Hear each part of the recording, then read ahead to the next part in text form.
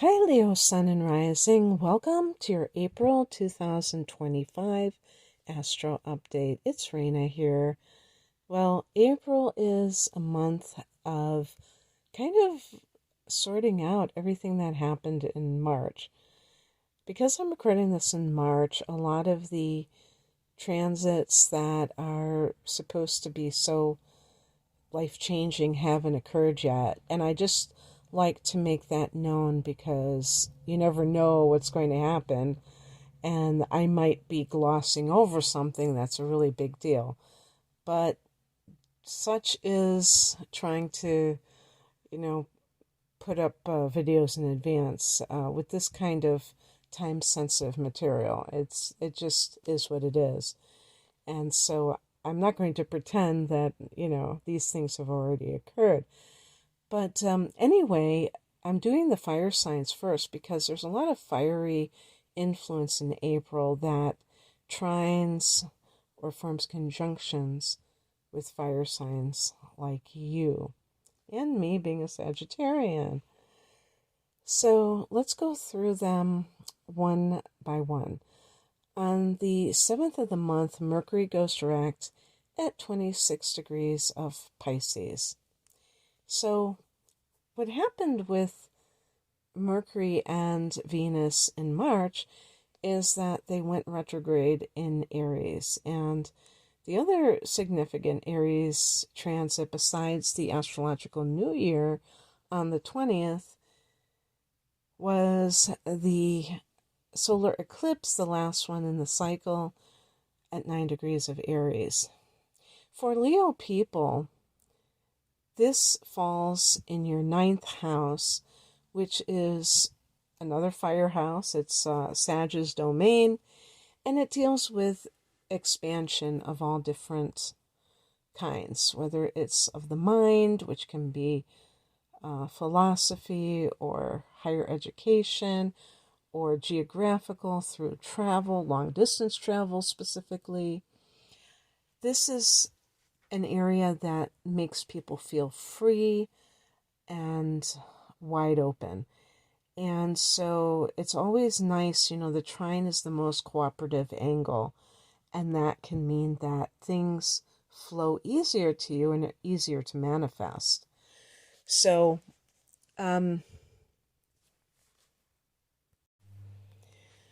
Mercury went back into the 8th house recently when it went retrograde, and so now it is direct in that 8th house on the 7th.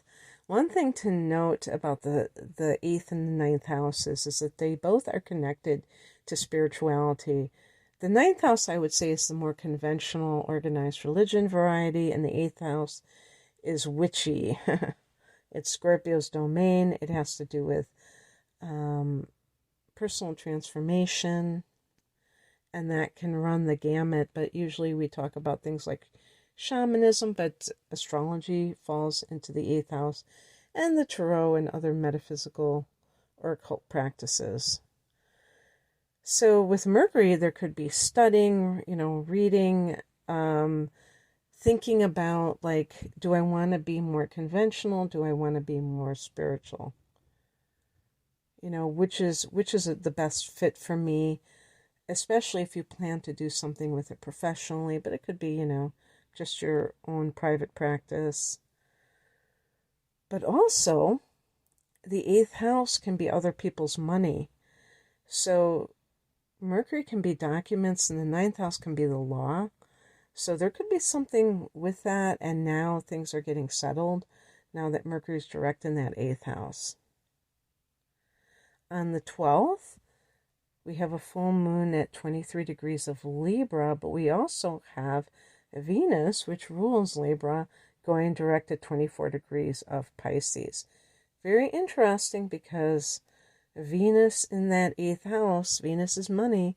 8th house can be, when I say the 8th house is other people's money, we're talking about inheritances or somebody getting divorced, the money that is coming from that divorce, or, shared resources of some sort.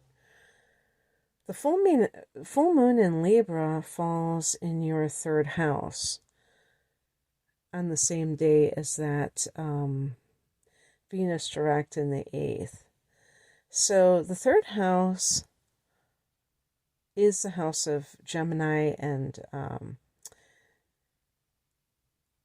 ruled by Mercury. So it has it can be about news that is received, awareness that is had, because it's the house of the mind, more of the mundane mind, I would say. And this is the house of your siblings. So there could be something here if there is some inheritance issues where you are seeing your sibling or realizing something about them. Could be realizing that they're being underhanded. It could be ceasing contact with them even. Full moons can be endings because of something that has emerged. Full moons can bring out secrets. On the 16th, Mercury goes back into Aries.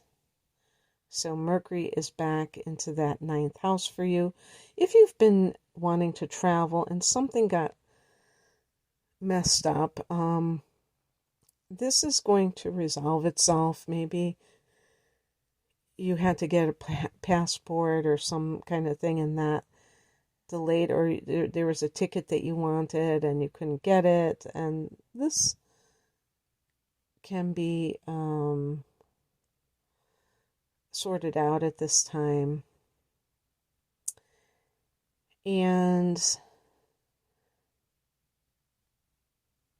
on the 17th, Mars goes back into your sign. So this is really big, Leo, because you know, or you might know, that Mars went retrograde back in December. So this can, when Mars goes back into your first house from the 12th, you could just see a surge of energy. Now I have to say what I always say, that this is a general reading, okay? So it's important to know too, since we're going back, and it's going to be at 0 degrees of Leo. Not every person with Leo ascendant, let's say, is going to have their ascendant at 0 degrees of Leo. I would dare say most of you do not. So that won't be on the 17th that Mars goes into your first house. That's the example that I will give you.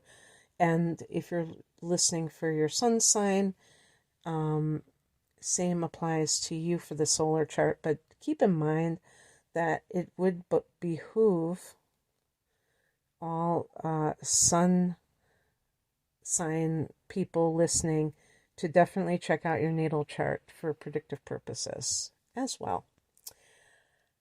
Okay, so this could give you such, a lot of mojo, a lot of energy coming back into that first house and back into your sign. So if you've been feeling draggy when Mars is in the 12th, that makes perfect sense. So embrace the surge of energy, because you may feel revitalized.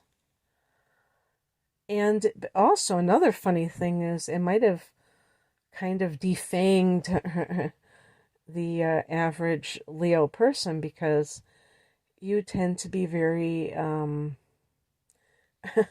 trying to be diplomatic here and say assertive. I won't say pushy or aggressive. So when Mars is in your 12th, you may be reticent to ask for your needs and things like that. And now you might be roaring back into your typical self. On the 19th, the sun goes into Taurus. This is your 10th house of career. So this is when career matters can heat up. The 27th, new moon at 7 degrees of Taurus. So look forward to having more career mojo. This is perfect. Having Mars in your sign, giving you that ambition, because in the 12th house, it's not going to do that for sure.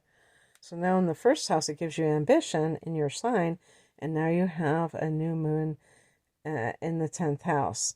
On the 30th, Venus goes back into Aries, back into that 9th house.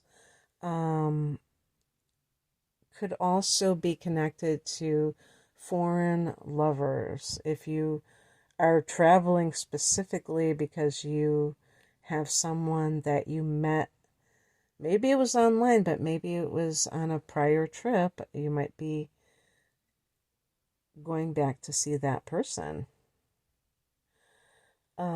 Or getting money to be able to travel. Maybe that was what held you up. You thought you had the money to travel and you didn't, and now you do. So I hope, for those who that has been a thing, I hope that you certainly have that happen for yourselves. And I hope you have a wonderful month, Leo. If you would like a private reading, the link is below. I have some package deals, all types of readings. Take care. Bye.